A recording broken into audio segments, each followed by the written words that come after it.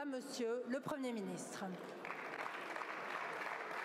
François Bayrou veut relancer les négociations sur l'avenir institutionnel. Lors de son discours de politique générale, la nuit dernière à l'Assemblée nationale, le Premier ministre a reconnu que l'absence de budget de l'État empêchait les mesures de soutien à la Nouvelle-Calédonie. Il a d'ailleurs rappelé le calendrier proposé par le précédent gouvernement. Je souhaite que le processus politique reprenne avec des négociations qui devront aboutir à la fin de ce trimestre. J'inviterai en janvier les forces politiques à venir à Paris pour ouvrir ces négociations en demandant au ministre des Outre-mer de suivre particulièrement ce dossier. Je crois que là encore, femmes et hommes de bonne volonté peuvent trouver des voies novatrices pour le bien de tous les Calédoniens. Cette intervention n'a pas manqué de faire réagir les groupes politiques locaux. Je salue les annonces faites par le Premier ministre, notamment sur les discussions concernant l'avenir institutionnel de la Nouvelle-Calédonie. Il l'a rappelé très clairement. La solution, elle doit venir d'ici, de la Nouvelle-Calédonie, donc des responsables politiques calédoniens que nous sommes. Je regrette que le Premier ministre n'ait pas fait d'annonce concrète concernant un soutien financier de la Nouvelle-Calédonie, puisqu'il a évoqué un plan de développement et de financement pour les pays ultramarins. Nous avons un calendrier très contraint si les élections doivent se tenir à la fin de cette année, avant la fin de cette année. Et c'est la raison pour laquelle, pour nous, ce rendez-vous est le rendez-vous de la dernière chance d'avoir une discussion qui pourrait aboutir à un accord. J'espère que nous utiliserons ce rendez-vous des discussions sur l'avenir institutionnel auquel nous devons participer pour effectivement traiter de l'indispensable soutien de l'État à la Nouvelle-Calédonie. Donc nous allons rester très vigilants et attentifs face aux propositions faites par le nouveau gouvernement et qui est surtout des propositions sur le long terme. Sur la question de l'invitation, le FLNKS statuera sur ce sujet-là à la fin du mois. Il y a déjà un premier sentiment de satisfaction parce que le Premier ministre a expressément annoncé qu'il s'occuperait de reprendre les discussions avec les partenaires politiques sur l'avenir institutionnel. C'est par contre aussi teinté de déception parce que de l'autre côté, on n'a pas d'annonce, on n'a pas de confirmation, on n'a pas d'engagement, de soutien financier de la Nouvelle-Calédonie. On a besoin de l'État pour nous aider financièrement, pour reconstruire, sauvegarder ce qu'ils peuvent sauvegarder et puis reconstruire le pays. Donc ça c'est le premier sujet. Concernant le deuxième sujet, donc la reprise des discussions, bien évidemment que c'est primordial, il faut que les partenaires calédoniens se remettent autour de la table. C'est bien, hein, il invite les forces politiques néo-calédoniennes à se rendre à Paris pour continuer les discussions. En attendant, je veux dire, on n'a pas avancé d'un pouce, on n'a pas apporté de solution du tout à la situation dramatique de la Nouvelle-Calédonie. Les entreprises, les aides aux entreprises n'arrivent toujours pas, on n'en discute pas. Ce mercredi, le gouvernement Ponga est entré en fonction. Alors que la répartition des portefeuilles doit avoir lieu dans les 2 prochains jours, une séance du Congrès est prévue dès jeudi pour poursuivre la réforme de la TGC, la taxe générale sur la consommation. Son adoption débloquerait 9 milliards de francs d'aide de l'État. Bonjour. Bonjour, comment va? Oh, ben là, les baguettes, c'est... la cuisine en plus. Bonjour. Il reste que des briochés.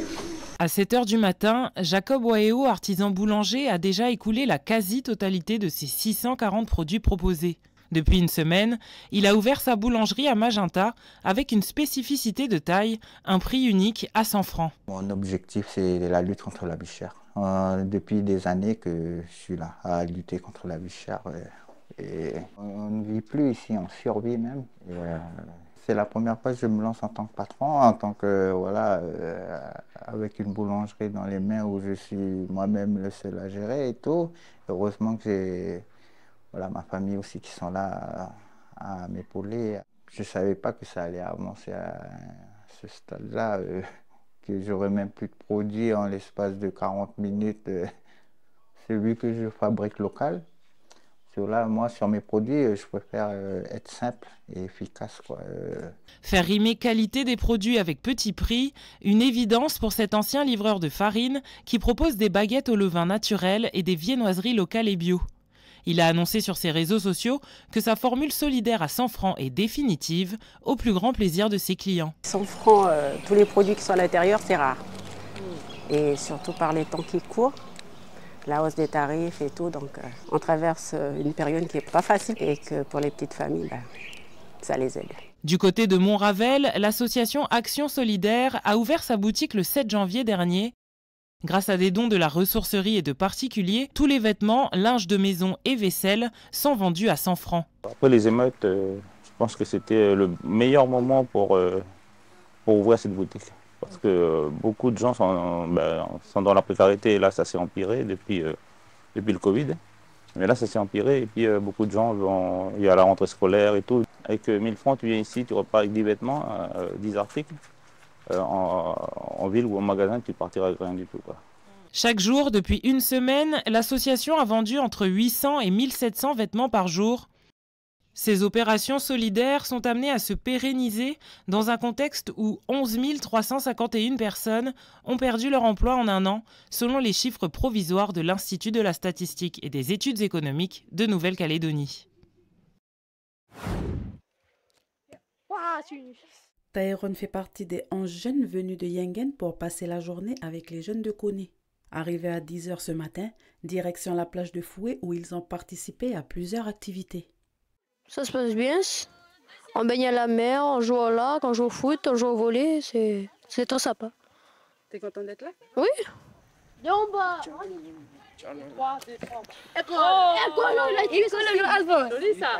Une journée organisée par les éducateurs sportifs du groupement d'employeurs Nord Sport et Loisirs et celui de la commune de Yengen, visant à favoriser la mutualisation des moyens des mairies de Koné et Yengen.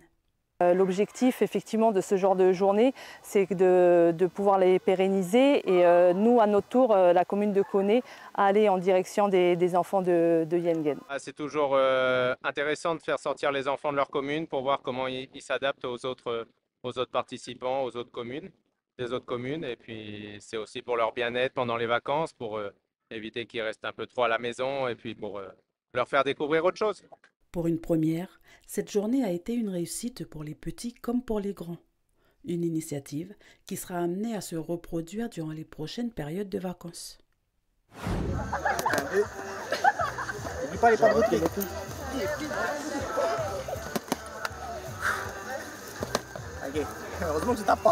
Aïto montre un grand intérêt pour cet exercice. Sous le regard de l'animateur, il reproduit des gestes d'attaque et de défense, des techniques qu'il apprend depuis 2 jours grâce à une initiation à la boxe, une activité proposée dans le cadre d'un camp de vacances. J'aime bien la boxe parce que là, ça m'aide à me défendre et j'aime bien parce que tu peux mouiller fort. Une vingtaine d'adolescents et d'enfants bénéficient ainsi des conseils de Christophe du comité régional de boxe de Nouvelle-Calédonie. Depuis 2 ans, sa mission est de faire découvrir ce sport. Au programme ce matin, la tribu de Bas, se familiariser avec les mouvements de base. Tout est basé sur la stabilité du corps pour chercher l'efficacité et la puissance. Donc voilà. Après, à partir du moment où ils ont compris le positionnement de base du combattant, derrière, on enchaîne sur les mouvements crochet, direct, uppercut, et après quelques techniques de défense. C'est les jambes qui fléchissent, je garde le tronc droit, pam pam, et après crochet, crochet, et après je ressors, ok? Beaucoup enfilent des gants de boxe pour la première fois. Une activité sportive que la commune souhaite faire découvrir durant ses vacances. La boxe, ça fait partie de toutes les pratiques sportives qu'on veut essayer de mettre en place et qui partagent aussi plein de valeurs aussi. Les valeurs de respect, les valeurs de se respecter, de s'entraider, de solidarité et d'effort aussi. N'oublie pas de sortir du cercle, n'oublie pas de sortir, tu sors de la zone. C'est bien, c'est bien. Allez, crochet, hein. Ah pardon, mais attends, j'attends. Oui. Pendant 15 jours, les journées seront rythmées entre sport et autres activités comme la fabrication de sagaï.